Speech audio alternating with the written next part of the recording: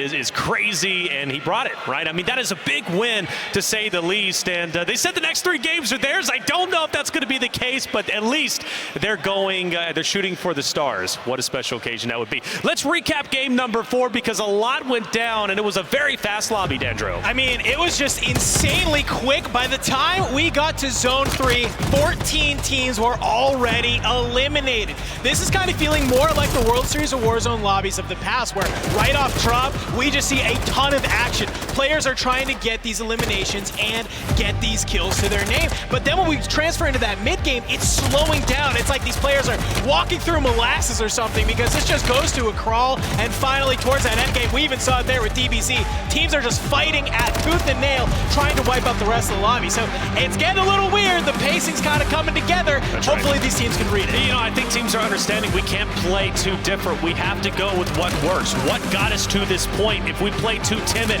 if we change things up way too much, we're not going to find success. And we saw that in game 4. Let's talk about Jukies, because Jukies was, you know, a fan favorite. I'm a big fan of Jukies myself, but he hasn't found success today. Why is that, Enigma? Well, one of the things is about the way this team works, and I spoke about at the start about how they have this unique comms setup and the unique strategy in which they play. And the way in which they are as a 3 is essentially Jukies is more of an aggressive individual, Vision more of a passive individual, not in a disrespectful way, but assessing the situation. And what they do is they both plead their case to Lennon, who essentially plays pair and IGL and decides on the strategy in which they all trust.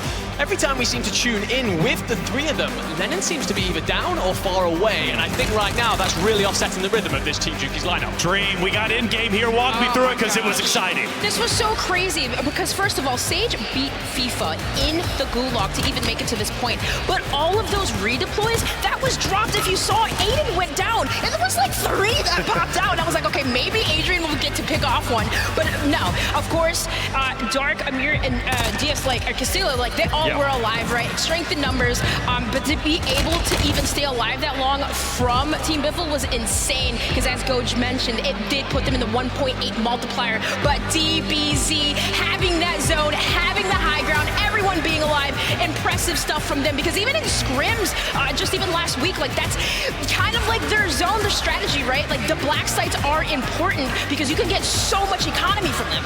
I think one of the incredible things actually is watching how they've evolved through the afternoon. They got off to a really slow start at the start of map 1, right? They got bullied away from their place of interest, their airport landing by Team Grommelok, and they've ended up over the last couple of maps fighting for that back and setting themselves the correct foundation for starting maps, then gaining the black site, as you correctly said, and then putting themselves in the best position for a map win. Well, there it is. We got a couple bananas out there in the audience. Hey, you guys are going nuts. I like it. We're going to take a quick break, but 4 games down, 2 more to go until we figure out who our global final winner is going to be. Until then, we'll be right back.